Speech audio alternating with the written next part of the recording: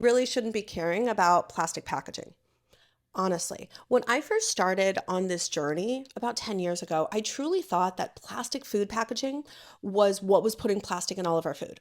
Over the past 10 years, as we've started doing tons of studies on plastic in food, it has shown that the plastic food packaging is really not the biggest contributing factor to how many chemicals a food has. It truly is how processed and packaged that food is. It is how many machines a food touches before it goes in that packaging that truly makes a difference. Okay.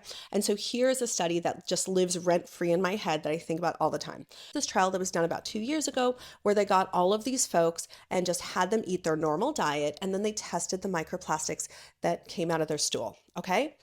Then they gave them a plastic free diet, okay, a plastic detox diet. And the researchers in the study truly thought that the people at the end of the study would have way less microplastics in their body. Right.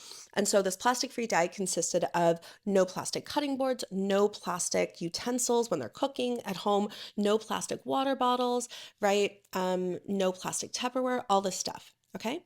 At the end of the 2 weeks, they go and they look at their stool and test it for microplastics, and they were shocked that there was not a massive reduction in microplastic, no significant decrease of microplastics in their bodies. What the fuck is going on? During both phases, right? The regular diet and then the plastic free diet, there were people that had super low levels of microplastics in both groups. And so then they looked into those people particularly. What about them was different about the amount of plastic that was in their body versus other people? Why did these people have such low levels of microplastics in their body versus everybody else?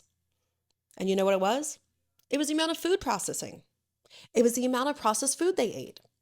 And now, study after study after study has shown that the biggest contributing factor to a food having lots of microplastics in it is the amount of processing that it goes through before it even goes into the packaging. If something comes in a plastic package, it's probably already going to have more microplastics in it, but not because of the packaging, because of the processing.